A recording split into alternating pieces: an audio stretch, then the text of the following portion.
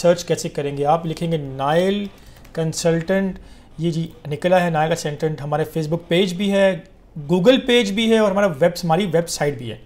तो हम जाएंगे फेसबुक पेज के ऊपर। अब फेसबुक पेज पे जब आ जाते हैं हम लोग, आपको कोई यहाँ पे किसी भी कंट्री की रिक्वायरमेंट चाहिए हो तो मैं आपको बताता हूँ रिक्वायरमेंट अपनी निकालनी कैसी। ये आपको सामने पेज ओपन होता है, जब पेन होता है तो अपने ऊपर आप पेज ओपन होता है तो अपने आना है सेंड मैसेज पे आना है। आप सेंड मैसेज के ऊपर यहाँ पे एक कंट्रीज़ की लिस्ट निकलेगी आपके सामने। जिस कंट्री की भी ये कंट्रीज़ की लिस्ट है, जिस कंट्री की भी लिस्ट आपको रिक्वायरमेंट चाहिए आप उस पर क्लिक करेंगे। आपने टाइप नहीं करना, आपने क्लिक करना है। फॉर एग्जांपल मुझे जी चाहिए कनाडा की, मैं क्लिक करूंगा तो मेरे सामने कनाडा की रिक्वायरमेंट निकल आएगी मेरे सामने और उस पर दिए हुए नंबर पे मैं कांटेक्ट कर सकता हूँ अगर मुझे कोई चीज़ समझ नहीं आ रही तो। ये रिक्वायरमेंट निकल आई है जी, आप देख सकते हैं कनाडा की रिक्वायरमेंट निकल आई है। ठीक है जी, तो मेरी गुजारिश है किसी को इन्फॉर्मेशन चाहिए आप किसी भी मुल्क की, आप यहाँ पे यूएसए लिखेंगे तो यूएसए की रिक्वायरमेंट आपके सामने यहाँ पे निकल आएगी। आपको टाइप करने की ज़रूरत नहीं है और मज़ीद मालूमात के लिए आप कॉल कॉन्टैक्ट भी हमें कर। बिस्मिल्लाहिर्रहमानिर्रहीम। दोस्तों अस्सलाम वालेकुम, मैं उम्मीद करता हूँ आप सब खैरियत से होंगे। आज हम डिस्कस करेंगे Spain visa services in Pakistan, इसकी कंप्लीट डिटेल, क्या कौन अप्लाई कर सकता है, कैसे जा सकते हैं। टॉपिक पे जाने से पहले आप सबसे रिक्वेस्ट है कि मेरे यूट्यूब चैनल को सब्सक्राइब करें, फेसबुक पेज को फॉलो करें और एक यहाँ मैं इंपॉर्टेंट बात करना चाहता हूँ। मैंने एक वीडियो बनाई थी AIPP के लिए, कनाडा के लिए। ये इमिग्रेशन प्रोग्राम बहुत आसान है, यकीन करें अगर आप इसको डिटेल में पढ़ेंगे और डिटेल मेरी वीडियो देखें या खुद रिसर्च कर लें आप, ये बड़ा आसान प्रोग्राम है। मेरी रिक्वेस्ट होगी उन लोगों से जो बेचारे FA पास है, जो हमेशा कहते हैं सर हमारे लिए क्या प्रोग्राम है, हमारे लिए क्या आसानी है। ये आप लोगों के जो इंटरमीडिएट पास है उनके लिए प्रोग्राम है ये। आप जॉब अप्लाई करें, जॉब के थ्रू आप PR पूरी फैमिली को मिल सकती है आपको, और ये विदिन डेज़ का प्रोसेस है।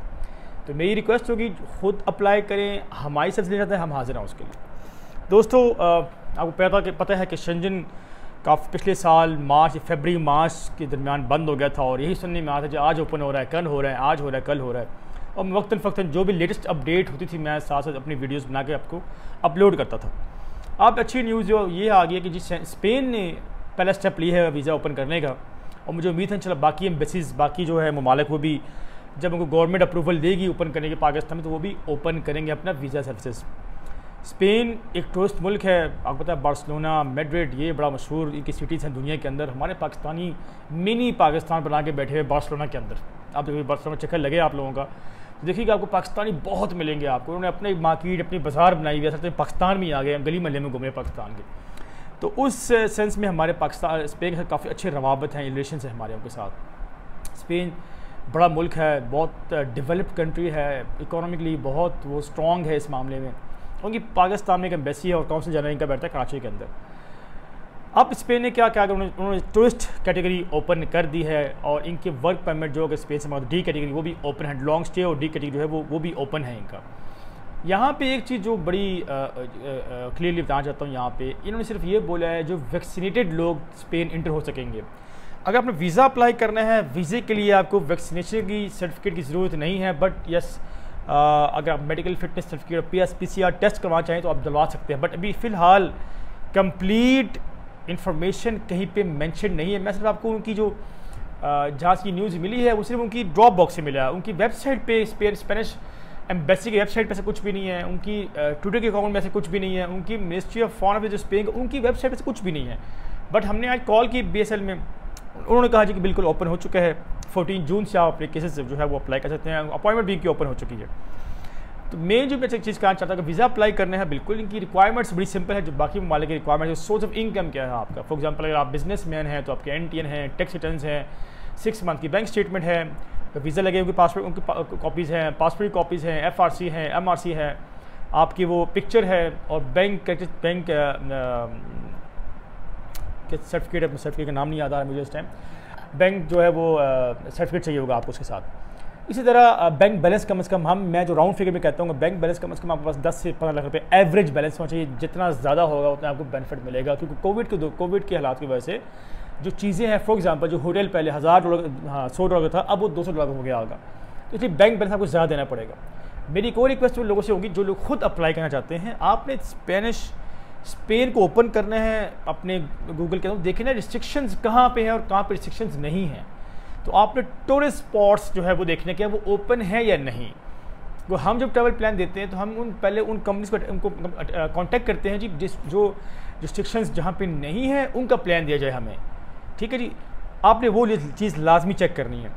तीसरी बात ये कि आपने इसके फॉर्म जो स्पेन एम्बेसी फॉर्म जो हमने डाउनलोड किया है इसमें कोई चेंजेस नहीं है फ़िलहाल। चेंजेस प्रॉब्लम्स यहाँ पे इस टाइम क्या है, प्रॉब्लम इस टाइम दोस्तों यहाँ पे ये जो हमारे ड्रॉप बॉक्सेस हैं इसका अगर एम्बेसी ने इनको अथॉरिटी दी है पासपोर्ट कलेक्ट करने का तो इनके पास कंप्लीट इन्फॉर्मेशन होनी चाहिए। अनफॉर्चुनेटली बदकिस्मती से ये ड्रॉप बॉक्स से ले लेते हैं सिफारिश पूछ करा के, बट इनके पास कंप्लीट इन्फॉर्मेशन नहीं होती। और अगर इन्फॉर्मेशन होगी, बंदा लाहौर से कॉल कर रहा है फॉर एग्जाम्पल, लेट्स सपोज मैं मुल्तान में हूँ, मैं लाहौर में जाकर सबमिट करना है, तो 99.9% यही कहेंगे जी आप ऑफिस आकर पूछ लें। उनको ये नहीं पता भाई मुल्तान में हूँ, मुझे बता दें क्या चेंजेस आई हैं इसके अंदर, नहीं बताएंगे। आज भी यही हुआ है, काफ़ी कॉलेज की काफ़ी बहस हुई, इन्फॉर्मेशन नहीं है। तो जब तक कोई बंदा जाएगा नहीं अपने डॉक्यूमेंट सबमिट कराने के लिए, तब तक कोई आपको जब खुद नहीं जाएगा, फिजिकली देखेगा नहीं, कोई नया फॉर्म निकला है, कोई नई रिक्वायरमेंट निकली, तब तक ऐसा कुछ भी नहीं। बट अगर अभी करंट वेबसाइट भी देखिए तो वेबसाइट पे वही पुरानी चीज़ें के फॉर्म मौजूद है। मैं आपको वो दिखा भी देता हूँ यहाँ पे, ताकि आपको आइडिया हो कि ये किस फॉर्म में कुछ चेंजेस हुआ या नहीं हुआ। आप देख सकते हैं इस टाइम मैं स्पेन की जो ड्रॉप बॉक्स है BLS-SpainVisa.com के ऊपर मौजूद हूँ। ये मेंशन क्लियर लिखा हुआ है कि applicants can now apply their Spanish Schengen visa from BLS dedicated centers in Pakistan June 14 after completing the required। ये मेन इंपॉर्टेंट चीज़ जो है आप यहाँ travellers are allowed to enter Spain if they have a certificate of vaccinated issued by the company authorities of Spain or origin from 14 days after the date of administration of the last dose of the complete vaccination schedule। अगर आपने last 14 days में vaccination करवाई हुई है और complete dose लिए हुए, अगर 2 डोज हमारे होते हैं वो करवाएं हैं तो आप जो है वो ट्रैवल कर सकते हैं। बट यहाँ पे एक मैं चीज़ ऐड करता चलूँ कि ट्रैवल जो है वो जो वैक्सीनेटेड अप्रूव्ड जो अथॉरिटीज़ हैं जो इन्होंने यूरोपियन यूनियन ने किया हुआ वो 2 हैं, एक उनकी अमेरिकन है और एक जर्मन है। अभी तक चाइनीज़ और रशियन जो है वो भी तक उन्होंने अप्रूव नहीं किया इस तरह। तो जिन्होंने लगवा ली है, अब वो सवाल ये उठता है कि जिन्होंने लगवा लिया वो क्या करें, क्या डबल डोज लग सकती है? इसका जवाब कहाँ से मिलेगा? ना स्पेन एम्बेसी को इस पर रिप्लाई करिए, ना इनको पता है BLS वालों को। दूसरा ये कि जिन्होंने लगवानी हो तो खैर वो लगवा सकते हैं, वो तो आप अमेरिकन भी लगवा रहे हैं और आप जर्मन भी लगवा सकते हैं, इसमें कोई इशू नहीं। और बस सर्टिफिकेट लेना पड़ेगा आपको से।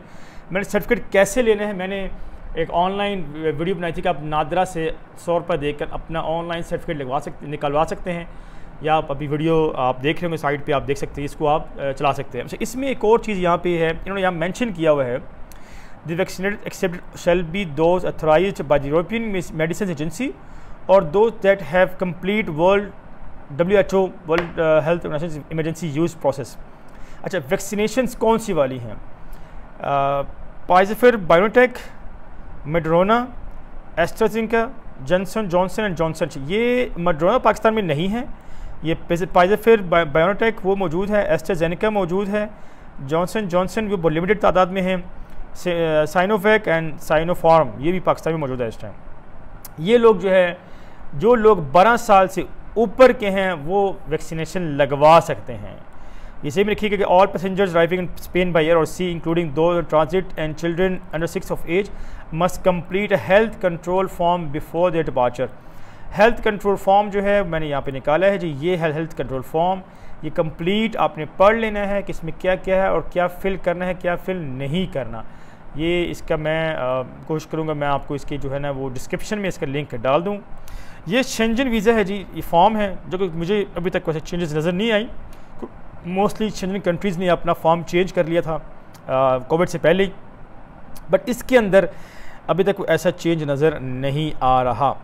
अच्छा, मैं एक बात यहाँ पे ऐड करता चलूँ कि स्पेन जो वीज़ा इशू करेगा अभी स्टिल उसमें भी कन्फ्यूजन है, कहीं पे मेंशन नहीं है। अगर हम उस पर देखें, यहाँ पे लिखा हुआ है जी कि आप देखिए एप्लीकेंट्स का now apply that Spanish Schengen visa form, यहाँ क्लियर शेंजन। बट मेरी इन्फॉर्मेशन के मुताबिक ये जो फॉर्म होगा वो आपको वीज़ा मिलेगा सिर्फ स्पेन का, वीज़ा आपको स्पेन मिलेगा, शेंजन का आपको नहीं मिलेगा।